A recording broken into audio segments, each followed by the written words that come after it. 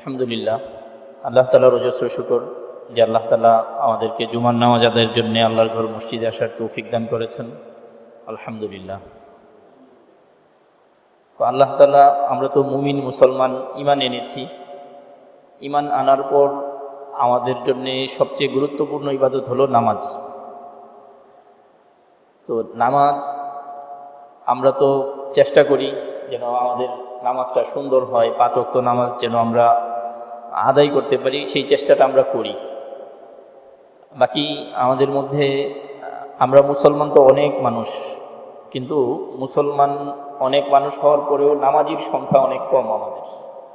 আমরা যে পরিমাণ মানুষ মুসলমান, সেই অনুপাতে নামাজির সংখ্যা অনেক কম। তো নামাজ হলো সবচেয়ে বড় ইবাদত, সবচেয়ে গুরুত্বপূর্ণ ইবাদত। ঈমান আনার পর আল্লাহ তাআলা যেই আমলের ক্ষেত্রে, যেই নির্দেশের ক্ষেত্রে সবচেয়ে বেশি গুরুত্ব দিয়েছেন আমাদের মুমিন হিসেবে, মুসলমান হিসেবে, আমাদের জন্য করণীয় হিসেবে, এটা হলো নামাজ। তো নামাজ ছাড়া এটা কোনোভাবেই একজন মুমিনের ঈমান পরিপূর্ণ হইতে পারে না, একজন মুসলমানের ঈমান পরিপূর্ণ হইতে পারে না নামাজ ছাড়া। তো যেই জিনিসগুলোর গুরুত্ব যত বেশি, আল্লাহ তাআলা আদেশ নিষেধের ক্ষেত্রে সেই বিষয়টাকে সেইভাবেই কি করেছেন, গুরুত্বারোপ করেছেন। কুরআনে কারীম যদি আমরা তিলাওয়াত করি, তাহলে তিলাওয়াতের মধ্যে দেখব কুরআনে কারীমের ভেতরে আল্লাহ তাআলা নামাজের নির্দেশ বারবার দিয়েছেন, নামাজের নির্দেশ বারবার দিয়েছেন আল্লাহ তাআলা। তো আল্লাহ তাআলা কুরআনে কারীমে প্রায় 82 জায়গায় নামাজের নির্দেশ করেছেন। তো আমরা যদি একটু খেয়াল করি কুরআনে কারীমে আল্লাহ তাআলা যে নির্দেশগুলো দিয়েছেন আমাদেরকে, এই ক্ষেত্রে নামাজটাকে আল্লাহ কতবার করে কতভাবে আল্লাহ কি করেছেন, নির্দেশটা দিয়েছেন আমাদেরকে, কত বেশি গুরুত্ব দিয়েছেন নামাজের ক্ষেত্রে। তো কোনো বিষয়ের গুরুত্ব বোঝানোর জন্যে এটার আদেশ করাটা, এই জিনিসটা, যে জিনিসের ব্যাপারে আদেশ করা হয়, এই আদেশ করলে বোঝা যায় যে জিনিসটার গুরুত্ব কত বেশি। তো আল্লাহ তাআলা আমাদেরকে এই সরল সহজ পদ্ধতিতে নামাজের গুরুত্বটা অনেকবার বুঝিয়েছেন কুরআনে কারীমে। আল্লাহ আমাদেরকে নির্দেশ করেছেন, ওয়াকিমিস সালাহ ওয়া আতুজ যাকাহ, আকিমিস সালাহ, যে তোমরা কি করো, নামাজ কায়েম করো। নামাজের ব্যাপারে আল্লাহ আমাদেরকে নির্দেশ করছেন যেন আমরা কি করি, নামাজটা পড়ি।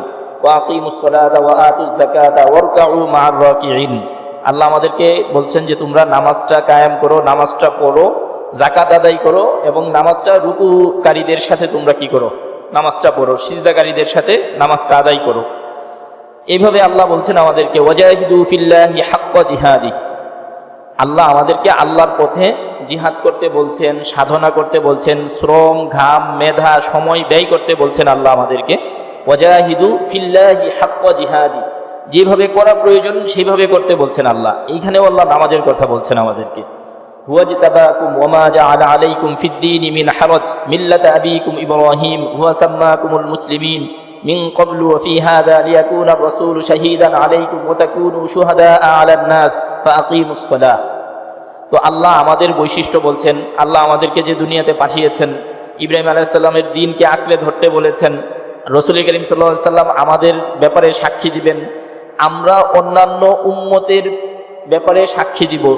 যখন অন্যান্য নবীর উম্মতরা বলবে যে আমাদের কাছে নবী আসে নাই, তখন আল্লাহ উম্মতে মুহাম্মাদীর মাধ্যমে সাক্ষ্য গ্রহণ করবেন, সাক্ষ্য নেবেন, যে আমরা বলবো যে না, রাসূল এসেছিলেন তাদের কাছেও। এত গুরুত্ব আল্লাহ আমাদেরকে দিয়েছেন, এত মর্যাদাবান বানিয়েছেন আল্লাহ। কেন মর্যাদাবান বানিয়েছেন, কিসের ভেতর দিয়ে আমাদের এই মর্যাদা অর্জিত হবে, এটা হলো নামাজের ভেতর দিয়ে। যখন আমরা কি করব, নামাজটা ঠিকভাবে পড়ব, তখন আল্লাহ এই মর্যাদা আমাদেরকে কি করবেন, দিবেন। আল্লাহ তাআলা রাসূল করিম সাল্লাল্লাহু আলাইহি ওয়াসাল্লামকে বলছেন যে আপনি বলেন, যারা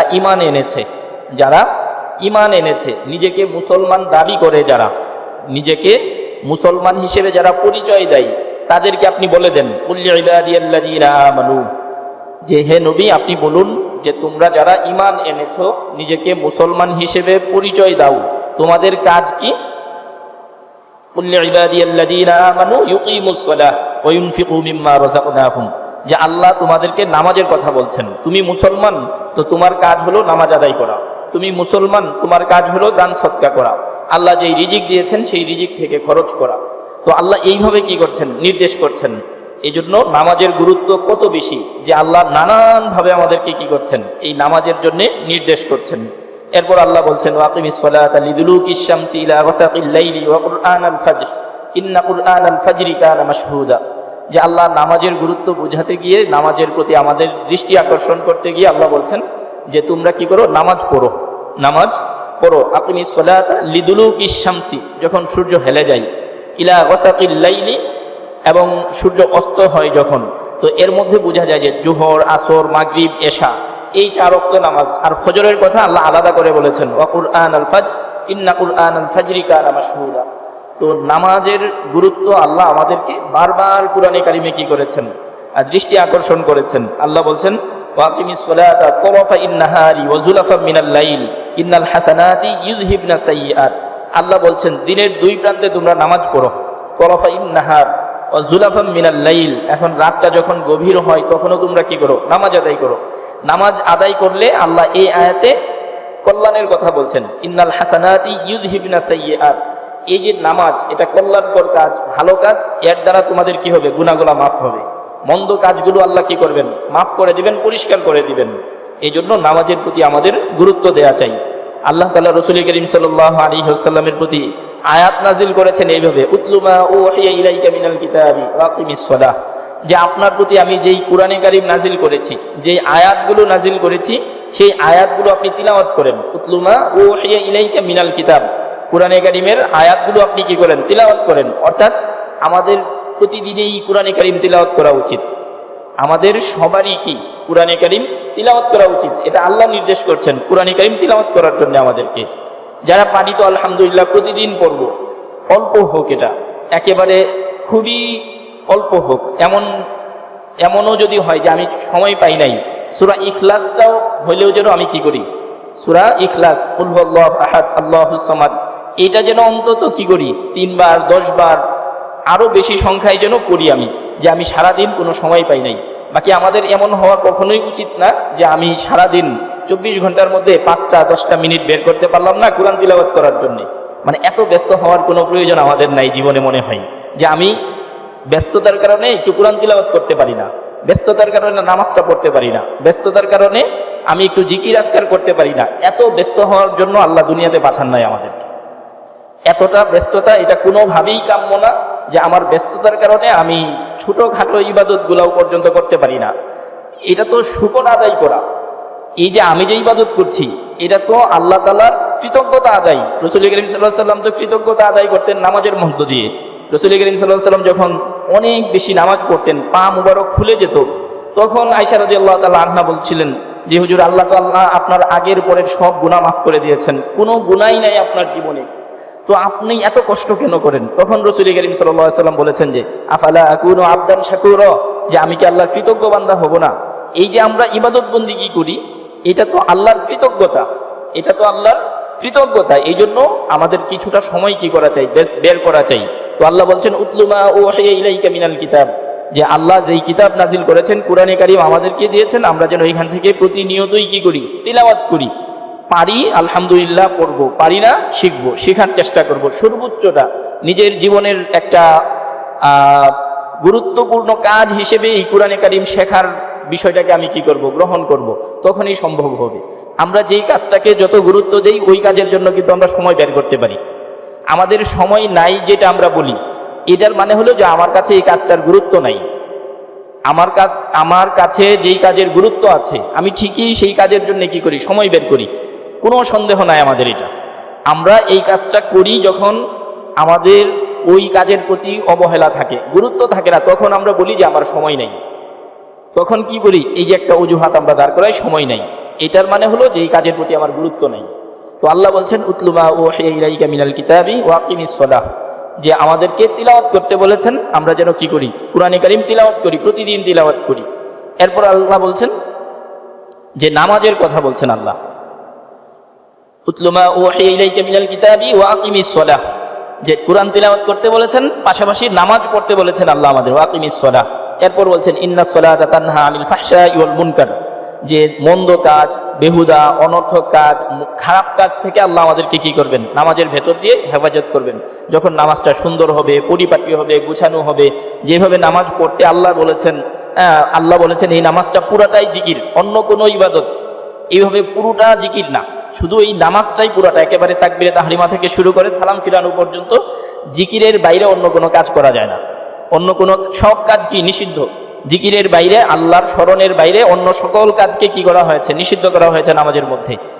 অন্য সকল ইবাদতের ক্ষেত্রে কি অন্য কাজ করা যায়? রোজা রাখলে সারাদিন অন্য কাজ করতে পারি আমরা, হজে গেলেও অন্য কাজ করা যায়, জাকাতের সময়ও কি করা যায়? অন্য কাজ করা যায়। কিন্তু নামাজ এমন একটা জিকির, আল্লাহ বলছেন ওয়ালা যিকরুল্লাহি আকবার, সবচেয়ে বড় জিকির হলো নামাজ।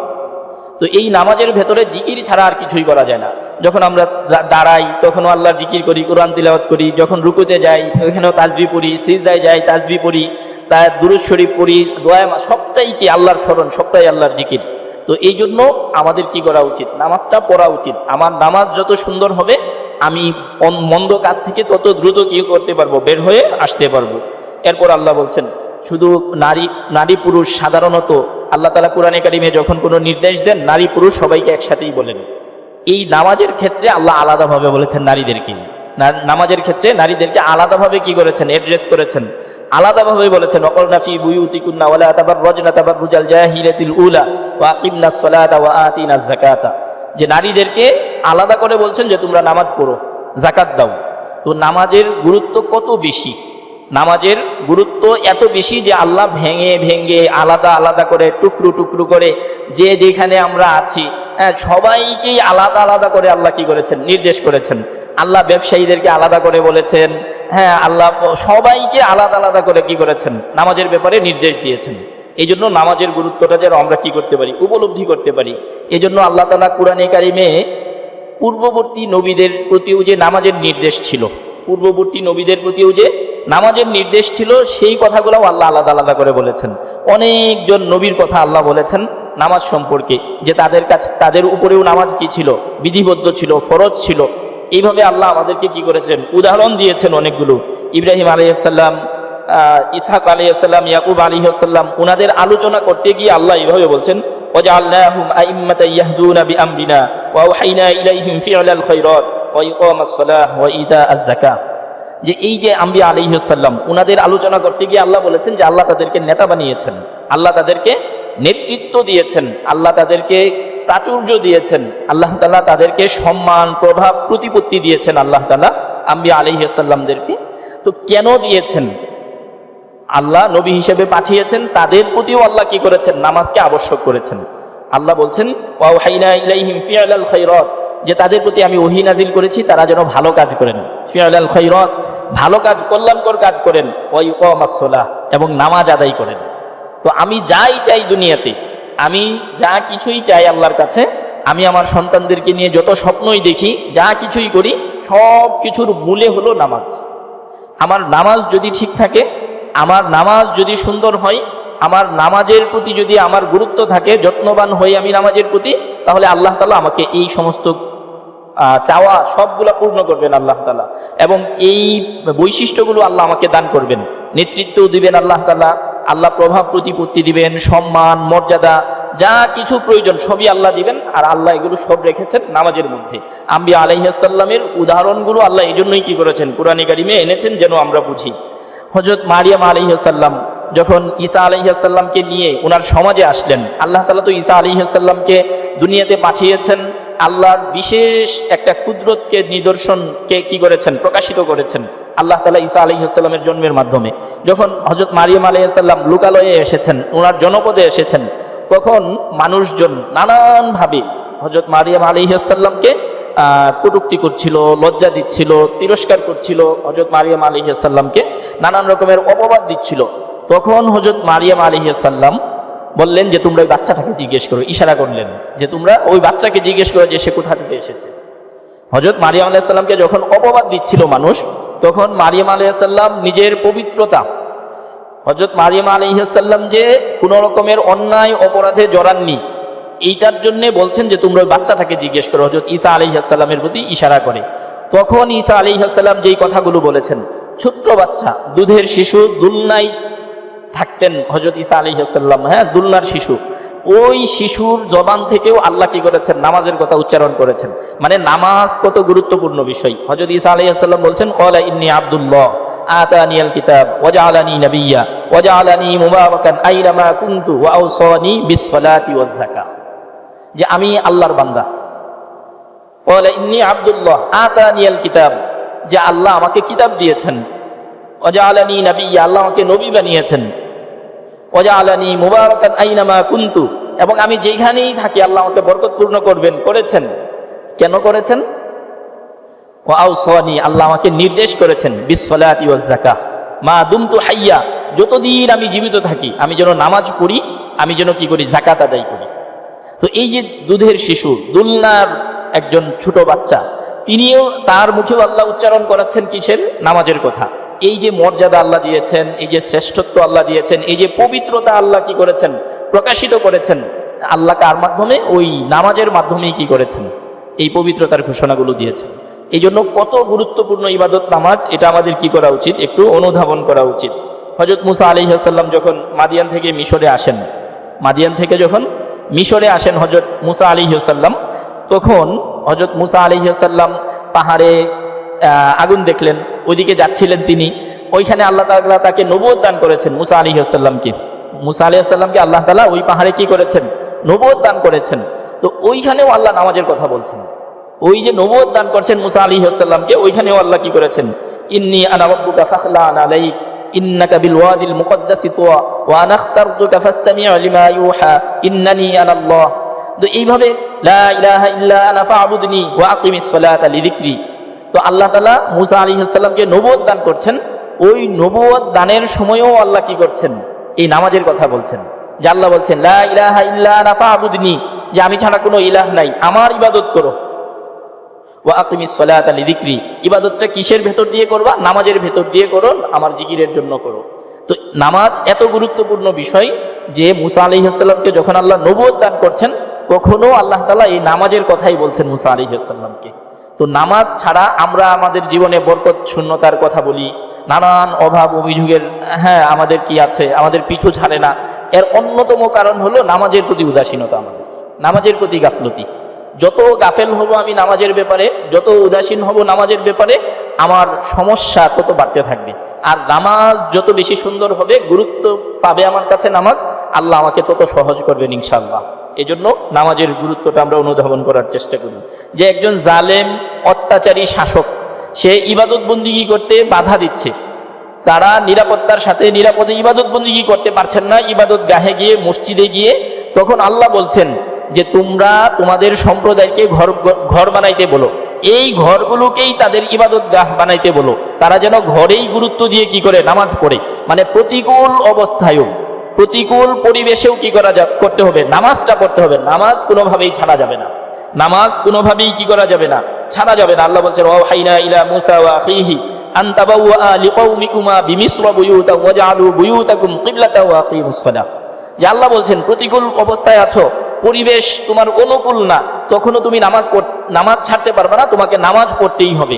আল্লাহ বলছেন যে আপনারা, মুসা আলাইহিস সালাম হারুন আলাইহিস সালামকে বলছেন যে তোমরা তোমাদের সম্প্রদায়ের লোকদেরকে বলো তারা যেন তাদের ঘরগুলোকেই কি করে, ইবাদত গাহ বানায়, ঘরেই যেন নামাজ পড়ে, যেহেতু বাইরে নামাজ পড়ার কি নেই, পরিবেশ নেই।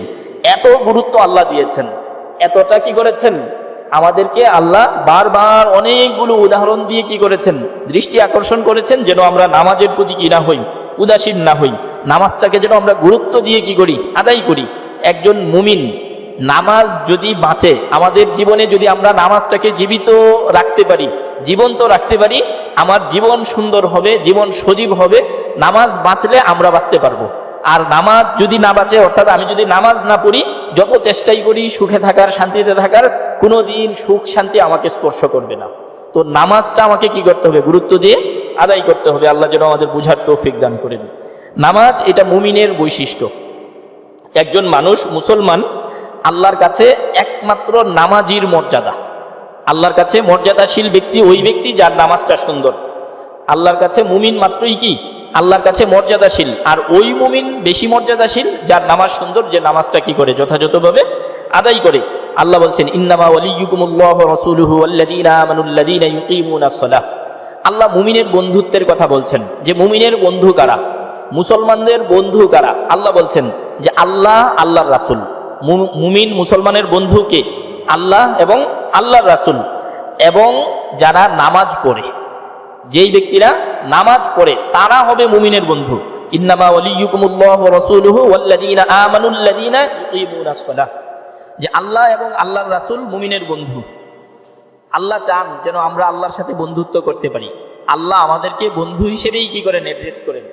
আমাদের সম্পর্কটা যেন আল্লাহর সাথে গভীর হয়, আমাদের সম্পর্কটা যেন আল্লাহর সাথে সহজ হয়। এই জন্য আল্লাহ বলছেন যে আল্লাহ মুমিনের বন্ধু। আর এটা খুবই সহজ। আমার যদি শুধু মাথায় এই জিনিসটা থাকে যে আমি যা করি, যা বলি, এটা সবটা আল্লাহ দেখেন, আল্লাহ জানেন, এবং আল্লাহ আমার থেকে হিসেব নেবেন, এইটুক যদি আমার মাথায় থাকে, তাহলে আমি আল্লাহর বন্ধু হয়ে যেতে পারি। যে আমি যা করতেছি এটার হিসেব আল্লাহর কাছে দিতে হবে। এটা রাতে করি, দিনে করি, প্রকাশ্যে করি, গোপনে করি, এটা যেখানেই যে অবস্থাতেই করি, এটার হিসেব আল্লাহর কাছে আমাকে দিতে হবে। এবং আমি যা বলছি, আমি যেই কথাগুলো বলছি, এই কথাগুলোর হিসেব আল্লাহকে দিতে হবে। মানুষের সামনে বলি, আড়ালে বলি, এইটুক যদি আমি কি করতে পারি, শুধু মাথায় নিতে পারি যে আমার যা কিছু করছি, যা কিছু বলছি, এটার হিসেব আল্লাহকে দিতে হবে, তাহলে আমি আল্লাহর ওলি হয়ে যেতে পারি। এই চিন্তাটা থাকলে তখন তো আমার দ্বারা আর কি হবে না, কোনো মন্দ কাজ হবে না। আমি অনেক বড় শক্তিধর মানুষ হলেও আমি কারো উপর জুলুম করব না। আমার অনেক ক্ষমতা থাকার পরেও আমি দুর্নীতি করব না। আমি কোনোভাবেই কোনো পাপে জড়াবো না যখন আমার এই চিন্তাটা থাকবে যে আল্লাহ আমাকে ধরবেন। আর কোনো কারণে হয়ে গেলে সাথে সাথেই তওবা করতে মন চাবে। মানে যতক্ষণ তওবা করতে না পারবো ততক্ষণ অস্থিরতা কাজ করবে, ততক্ষণ পেরেশান অবস্থা কাটবে আমার, যে কি গুনাহটা হয়ে গেল, এখনো তওবা করতে পারলাম না। মানে এই শুধু এইটুক। আল্লাহ ওলি হওয়া অনেক সহজ। আল্লাহ এটাই বলছেন, ইন্নামা ওয়ালিয়্যুকুমুল্লাহু ওয়া রাসূলুহু ওয়াল্লাযীনা আমানুল্লাযীনা ইউকিমুনাস সালাহ, যে আল্লাহর মুমিনের বন্ধু হইল তারা, একজন মুসলমানের বন্ধু হইল তারা যারা নামাজ আদায় করে, এবং আল্লাহ এবং আল্লাহর রাসূল। এই জন্য নামাজ এটা আমাদের জীবনের সবচেয়ে বড় প্রায়োরিটি পাওয়ার জায়গা। এটা আমার জীবনের সবচেয়ে বড় চ্যালেঞ্জ হওয়া উচিত যে আমার একটু নামাজের প্রতি গাফলতি থাকবে না, উদাসীনতা থাকবে না। আমার জীবনের মিশন ভীষণ হওয়া উচিত এটা, যে আমার নামাজের প্রতি সবচেয়ে বেশি যত্ন থাকবে। আমি যেখানেই থাকি, যে অবস্থাতেই থাকি, যত ব্যস্ততায় থাকুক, আমি নামাজটা কোনোভাবেই ছাড়ব না। এটা আমাদের প্রতিজ্ঞা হওয়া উচিত। একজন মুসলমান হিসেবে জীবনের সবচেয়ে বড় চাওয়া পাওয়া হওয়া উচিত এটা, জীবনের সবচেয়ে বড় প্রত্যাশার জায়গা এটা, যে আমার নামাজের প্রতি কোনো গাফলতি থাকবে না। নামাজটা যত্নের সাথে আমি কি করব? পড়বো। আমি রাসূল করিম সাল্লাল্লাহু আলাইহি ওয়াসাল্লাম তো এইভাবে বলতেন। আমরা ইনশাআল্লাহ আলোচনা করব নবীজির নামাজ কেমন ছিল। নবীজি বলতেন যে নামাজ এটা তো আমার চক্ষু শীতলকারী। জুইলাত কুররাতু আইনি ফিস সালাহ, যে নামাজের ব্যবস্থা করো, এর দ্বারা আমার চোখের শীতলতা আসবে। তো এই জন্য নামাজটাকে এইভাবে নেওয়া চাই, খুব গুরুত্ব দেওয়া চাই নামাজের প্রতি। আল্লাহ যেন বুঝার তৌফিক দান করেন। তো মুমিনের বৈশিষ্ট্য হলো যে সে নামাজের প্রতি যত্নশীল হবে, যত্নবান হবে। এরপর আল্লাহ কোরআনে কারিমে অনেক জায়গায় বলেছেন, নানানভাবে আল্লাহ কি করেছেন? উৎসাহিত করেছেন আমাদেরকে। আল্লাহ বলছেন, ইন্নামাল মুমিনুনা আল্লাযীনা ইযা যুকিরাল্লাহু ওয়াজিলাত কুলুবুহুম ওয়া ইযা তুলিয়াত আলাইহিম আয়াতুহু যাদাতুহুম ঈমানা, যে একজন মুমিন মুসলমান, তার পরিচয়, সবচেয়ে বড় পরিচয় হলো যে সে যখন আল্লাহর আলোচনা হবে তার অন্তর বিগলিত হবে, এবং সে নামাজ আদায় করবে। সে কি করবে? নামাজ আদায় করবে। মুমিনের যেই বৈশিষ্ট্যগুলো কোরআনে কারিমে আল্লাহ বলেছেন, প্রত্যেক জায়গায় আল্লাহ কি করেছেন? নামাজের কথা বলেছেন। আমরা যদি সূরা মুমিনুন দেখি, ক্বাদ আফলাহাল মুমিনুন আল্লাযীনা হুম ফি সালাতিহিম খাশিউন, এইখানে আল্লাহ তাআলা 7টা, আমরা এটা 18 নম্বর পারায়, এই সূরাটা 18 নম্বর পারার প্রথম পৃষ্ঠায় এই সূরাটা, এই সূরার আয়াতগুলো, প্রথম 10টা আয়াত আমরা একটু দেখব, অনুবাদটা দেখব, একটু তাফসীরটা পড়ার চেষ্টা করব। এইখানে আল্লাহ তাআলা মুমিনের 7টা গুণের কথা বলেছেন। এই 7 গুণের মধ্যে 2টা গুণই হলো নামাজের কথা। শুরুতেও নামাজের কথা বলেছেন, শেষেও নামাজের কথা বলেছেন। এই যে আমরা আমাদের জীবনে সফলতা, সার্থকতা, সাকসেসনেস অর্জনের জন্য যত রকমের চেষ্টা করি, আল্লাহ বলেছেন যে ক্বাদ আফলাহাল মুমিনুন, মুমিন সার্থক, সফল তখনই যখন সে কি করবে? আল্লাযীনা হুম ফি সালাতিহিম খাশিউন, যখন সে বিনয়ের সাথে, যত্নের সাথে, গুরুত্বের সাথে যখন সে নামাজটা পড়বে। একজন মানুষের, মুসলমানের সার্থকতা কোথায়? দুনিয়ার প্রভাব প্রতিপত্তি, আমি দুনিয়ার জীবনে ঠাটবাট নিয়ে চললাম, এটার কি একজন মুমিনের সার্থকতা? এটা সার্থকতা না। এটা একজন মুমিনের কোনোভাবেই কি হইতে পারে না, কাঙ্ক্ষিত লক্ষ্যবস্তু হইতে পারে না, যে আমি দুনিয়াতে যে কোনো মূল্যে ঠাটবাট বজায় রেখে চলবো, আমার প্রভাব প্রতিপত্তি থাকবে, এইটাই শেষ কথা না মুমিনের। এটা মুমিনের থাকতে পারে, হতে পারে, কোনো অসুবিধা নেই, এটা থাকতে হতে, এটা রাইট ওয়েতে, সঠিক পথে, বৈধ পন্থায় হতে কোনো অসুবিধা নেই, কখনোই নিষেধ করা হয় না। কিন্তু একজন মুমিনের সার্থকতা, সফলতা আল্লাহ বলেছেন ফামান যুহজিহা আনিন নার ওয়া উদখিলাল জান্নাতা ফাকাদ ফাজ, যখন সে জাহান্নাম থেকে বেঁচে যাবে, জান্নাতে যেতে পারবে, এটাই তার সার্থকতা, এইটাই তার সফলতা, এইটাই চূড়ান্ত মানুষের কি চাওয়া পাওয়া হওয়া উচিত। তো আল্লাহ বলছেন কদ আফলাহাল মুমিনুন, একজন মুমিন মুসলমান চূড়ান্তভাবে তখনই সার্থক হবে, সফল হবে, আল্লাযীনা হুম ফি সলাতিহিম খাশিউন, যখন সে গুরুত্ব দিয়ে নামাজটা আদায় করবে, যখন বিনয়ের সাথে সে নামাজটা আদায় করবে, যখন নামাজের প্রতি তার সবচেয়ে বেশি যত্ন থাকবে, তখন সে কি হবে? সফল হবে। আল্লাহ তাআলা এই 7 গুণের মধ্যে শেষের যেই গুণটা বলেছেন, এইটাও বলেছেন নামাজের কথা, ওয়াল্লাযীনা হুম ফি সলাত ওয়াল্লাযীনা হুম আলা সলাতিহিম ওয়াল্লাযীনা হুম আলা সলাওয়াতিহিম ইউহাফিজুন, যারা নামাজকে হেফাজত করবে, নামাজকে যত্নের সাথে পড়বে, নামাজটাকে গুরুত্ব দিয়ে পড়বে, যথা সময়ে নামাজটা পড়বে। যে জোহরের সময় কাজের চাপ বেশি, ঠিক আছে আসরের সময় গিয়ে একসাথে জোহরটা আসরটা একসাথে পড়ে ফেলবো, এরকম হবে না। হ্যাঁ, মাগরিবের নামাজ এখন ব্যবসাপাতি জমজমাট, ঠিক আছে এশার সময় বা রাতে বাড়িতে গিয়ে একসাথে সব রাকাত, সব ওয়াক্তর নামাজ একসাথে পড়ে ফেলবো, এমন হবে না মুমিন। তখন গিয়ে আল্লাহ বলছেন যে তারাই জান্নাতের অধিবাসী, জান্নাতুল ফিরদাউসের অধিবাসী। কি? ওয়াল্লাযীনা হুম আলা সলাওয়াতিহিম ইউহাফিজুন উলাইকা হুমুল ওয়ারিসুন, যে তারাই কি জান্নাতুল ফিরদাউসের অধিবাসী, তারাই।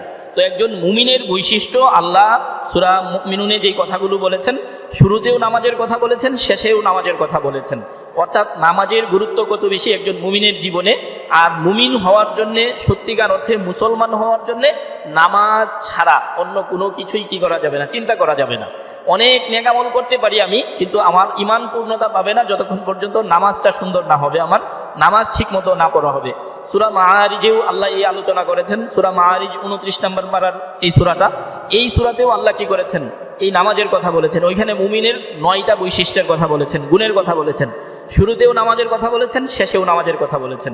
9 গুণের 2টা হইল নামাজ। তো শুরুতেও আল্লাহ কি করেছেন?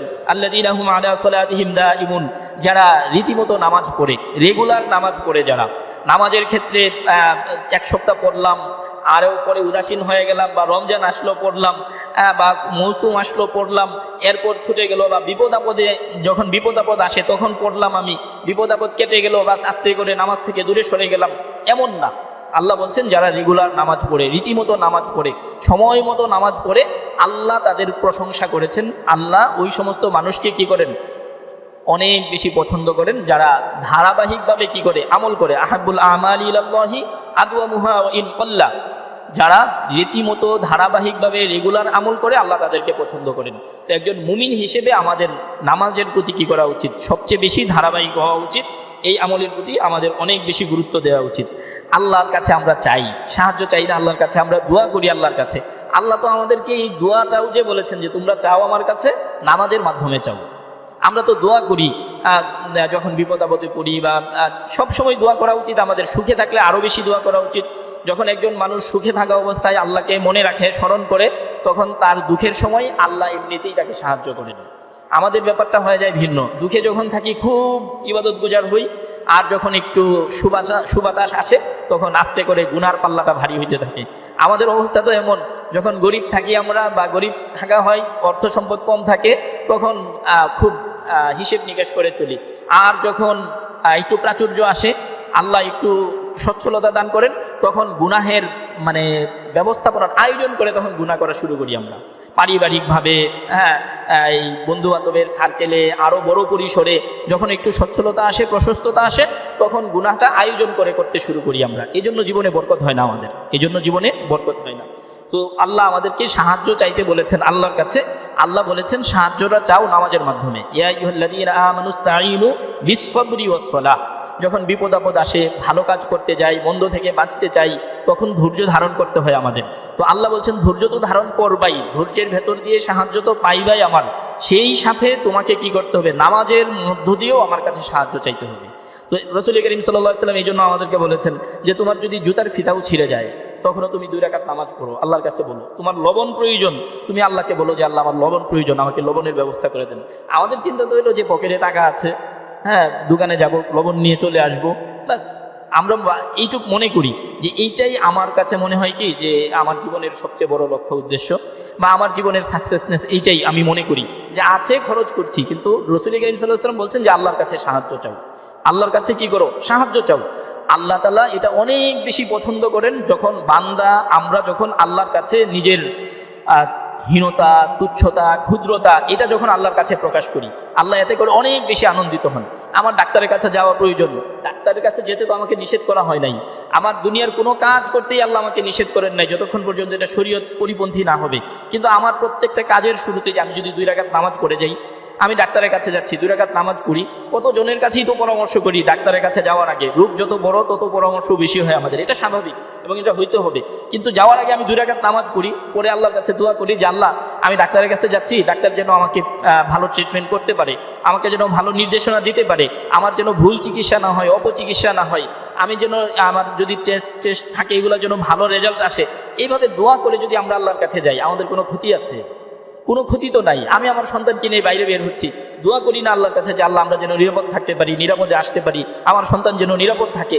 আমরা যদি এইভাবে প্রত্যেকটা কাজের শুরুতে আমি যদি 2 রাকাত নামাজ করে আল্লাহর কাছে দোয়া করি, আমার তো কোনো অভাব থাকবে না জীবনে, কোনো রকমের পেরেশানিও থাকবে না আমার জীবনে ইনশাআল্লাহ। তো সাহায্য চাওয়ার ক্ষেত্রেও আল্লাহ বলেছেন যে নামাজের মাধ্যমে তোমরা আমার কাছে কি করো, সাহায্য চাও।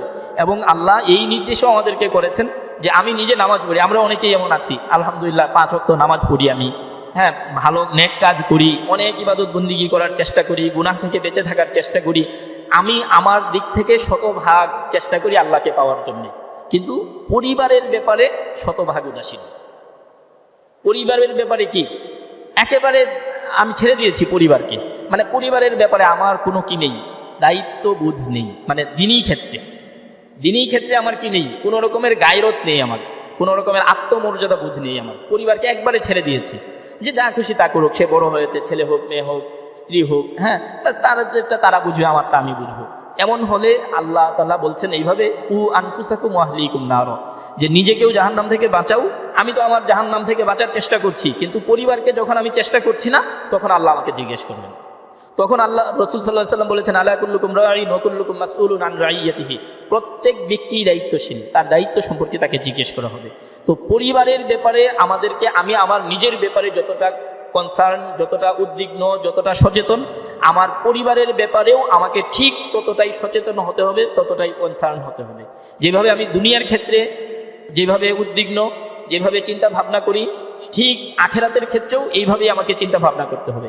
আমার সন্তান কোন স্কুলে পড়বে, কোন কলেজে পড়বে, কোন ভার্সিটিতে পড়বে, কোথায় নিয়ে গেলে তাকে ভালো পড়াশোনা করানো যাবে, এইটা যেভাবে আমি চিন্তা করি, ঠিক একেবারে 100% প্রয়োজনে তার চেয়েও বেশি আমাকে চিন্তা করতে হবে যে আমার সন্তানের নৈতিকতা কোথায় গেলে টিকবে, আমার সন্তান কিভাবে আল্লাহ রাসূলকে চিনবে, কিভাবে হালাল হারাম চিনবে, কিভাবে জায়েজ না জায়েজ বুঝবে, কোনটা করা যাবে কোনটা করা যাবে না, এইটা কিভাবে সন্তান জানবে, সেইটাও আমাকে নিশ্চিত করতে হবে 100%। আল্লাহ এই নির্দেশ আমাদেরকে দিয়েছেন। আল্লাহ বলছেন, ওয়া'মুর আহলাকা বিস-সালাহ ওয়াসতাবির আলাইহা লা নাসআলুকা রিজকা নাহনু নারযুকুকা ওয়াল আকিবাতু লিত-তাকওয়া, যে তুমি তোমার পরিবার পরিজনকে নামাজের নির্দেশ করো। আল্লাহ একেবারে পরিবারের কথা বলেছেন, ওয়া'মুর আহলাকা, আহলাকা মানে হলো পরিবার, তোমার পরিবারকে তুমি নির্দেশ করো। পরিবারের কথা বলছেন আল্লাহ, ওয়া'মুর আহলাকা বিস-সালাহ, নামাজের কথা বলছেন যে নামাজের নির্দেশ করো তোমার পরিবার পরিজনকে তুমি। ওয়াসতাবির আলাইহা, এবং নিজে এটার উপর অটল অবিচল থাকো। কারণ পরিবারের কর্তা যিনি, তিনি যেই কাজের প্রতি গুরুত্ব দেন, পরিবারের সদস্যরাও সেই কাজে গুরুত্ব দেয়। আপনি যদি আপনার বাসায় ধরেন যে আপনি আপনার পরিচিত একজনকে খুব গুরুত্ব দেন, আপনি বিশ্বাস করেন যখন এটা আপনার পরিবার পরিজন জানে আপনার অনুপস্থিতিতে তারা এই লোককে গুরুত্ব দেয়, এটা খুবই স্বাভাবিক। তো আমি যদি নামাজের প্রতি গুরুত্ব দিই, নামাজের গুরুত্বটা তাদের সামনে উপস্থাপন করি, অবশ্যই আমার পরিবার পরিজন কি করবে, নামাজের প্রতি গুরুত্বারোপ করবে। আমি ছোট্ট করে একটা কথা বলি আপনাদেরকে। একজন মহিলা ছিলেন, উনি সোমবার বৃহস্পতিবার রোজা রাখতেন, হ্যাঁ রোজা রাখতেন। তো জীবদ্দশায় উনি ওনার কোনো ছেলে মেয়েকে কোনোদিন বলেন নাই রোজা রাখার কথা, কোনোদিন বলেন নাই। এই সোমবার বৃহস্পতিবার রোজা রাখার জন্য আর কি, নফল রোজা। রাসূল কারীম সাল্লাল্লাহু আলাইহি ওয়াসাল্লাম প্রতি সোমবার বৃহস্পতিবার রোজা রাখতেন। তো উনি ওনার ছেলে মেয়েদেরকে কোনোদিন বলেন নাই। যখন তিনি ইন্তেকাল করেছেন, মারা গিয়েছেন, মারা যাওয়ার পর থেকে ওনার ছেলে মেয়ে সবাই সোমবার বৃহস্পতিবার রোজা রাখে। সবাই কি করছে, সোমবার বৃহস্পতিবার রোজা রাখতে শুরু করেছে। তো একজন জিজ্ঞেস করছে যে তোমরা তো আগে কখনো এরকম নিয়ম করে রোজা রাখতো না, এখন রাখো? বলতেছে যে আমার আম্মা রাখতেন, এই জন্য আমরা রোজা রাখি। এই যে মা, তিনি কি করেছেন, পরিবারের একজন মুরব্বী ছিলেন, তিনি রোজা রাখতেন। তো কাউকে বলেন নাই কোনোদিন রোজা রাখার কথা, যেহেতু নফল রোজা ছিল, কারোর প্রতি চাপ দেন নাই। তো মারা যাওয়ার পর সন্তানরা এমনিতেই রোজা রাখা শুরু করেছে। এই যে তিনি একটা আমল করে গিয়েছেন, এটার প্রভাব সন্তানদের উপর এমনিতেই পড়েছে।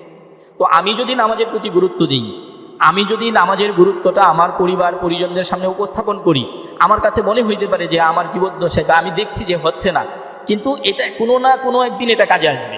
আমি মারা যাওয়ার পর হয়তো এই আমার ছেলে সন্তান এটা রিয়েলাইজ করে উপলব্ধি করবে যে না, আমার তো নামাজটা পড়া উচিত, গুরুত্ব দেওয়া উচিত। এটা জীবনের কোনো একটা পর্যায়ে গিয়ে সে এটা উপলব্ধি করবে এবং সে ফিরে আসবে। এই জন্য আমাদের অব্যাহতভাবে এই আমলটা করে যাওয়া উচিত। পরিবার পরিজনদের প্রতি নামাজের নির্দেশ দেওয়া উচিত। এই যে আমরা আমাদের ছোট বাচ্চাদেরকে নিয়ে অনেক উদ্বিগ্ন, হ্যাঁ, আমাদের এই যে উঠতি বয়সী যারা আছে তাদেরকে নিয়ে সবাই সচেতন, যারা আছেন সবাই উদ্বিগ্ন। এমনকি এই যে আশপাশে যে চিত্রগুলো দেখা যায়, হ্যাঁ, এইটা নিয়ে আমাদের মুসল্লিরা অনেক কনসার্ন, অনেক উদ্বিগ্ন, নানানভাবে চেষ্টা করছি আমরা, কিন্তু কোনোভাবেই নিয়ন্ত্রণ করা যাচ্ছে না। তো এই যে আমরা যদি তাদেরকে নামাজের প্রতি একটু উদ্বুদ্ধ করতে পারি, নামাজের দিকে যদি একটু নিয়ে আসতে পারি, আমার দৃঢ় বিশ্বাস যে আস্তে আস্তে বের হয়ে আসতে পারবে তারা তাদের এই অপছন্দনীয় কাজগুলো থেকে, যেই কাজগুলো সমাজের জন্যে, ব্যক্তির জন্যে, সবার জন্যেই কি কষ্টকর, সবার জন্যেই কষ্টের, দুঃখের এবং লজ্জার, এমন সব কাজ থেকে এই ছেলেরা বের হয়ে আসতে পারবে। তো নামাজের প্রতি তাদেরকে কি করা চাই? সর্বোচ্চ গুরুত্ব দেওয়া চাই। আল্লাহ যেন বুঝার তৌফিক দান করেন। এবং আল্লাহ তাআলা আমাদেরকে উদাহরণ দিয়েছেন এইভাবে যে ইব্রাহিম আলাইহিস সালাম, উনার পরিবার পরিজন ইসমাইল আলাইহিস সালাম, ইব্রাহিম আলাইহিস সালাম দুজনেই কি করেছেন? যেন পরিবার, আমরা অনেকেই আছি হয়তো, আবার অনেকের এই দিকটা আমরা উদাসীন, যে আমরা আমাদের সন্তানদের জন্য অনেক কিছুর জন্য দোয়া করি, নামাজের জন্য কয়জন দোয়া করি যে আল্লাহ আমার ছেলে যেন নামাজি হয়, আল্লাহ আমার ছেলেটা যেন নামাজ পড়তে পারে, নামাজের প্রতি তার যেন যত্ন আসে। এই ব্যাপারটা নিয়ে ইব্রাহিম আলাইহিস সালাম, ইসমাইল আলাইহিস সালাম দোয়া করেছেন। আল্লাহ তাআলা কোরআনে কারিমে কোট করেছেন, ওয়া কানা ইয়ামুরু আহলাহু বিসসালাতি ওয়াজ যাকাত।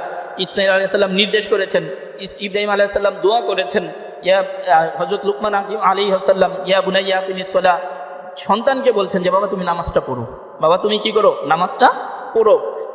ইব্রাহিম আলাইহিস সালাম দোয়া করেছেন আল্লাহর কাছে, রব্বি জাআলনি মুকিমাস সালাহ ওয়া মিন যুররিয়াতি, যে আল্লাহ আমার পরিবার পরিজনকে তুমি নামাজি বানাও, আমার পরিবার পরিজনকে তুমি কি করো? নামাজি বানায় দাও। এই জন্য আমাদের কি করা উচিত? দোয়া করা উচিত।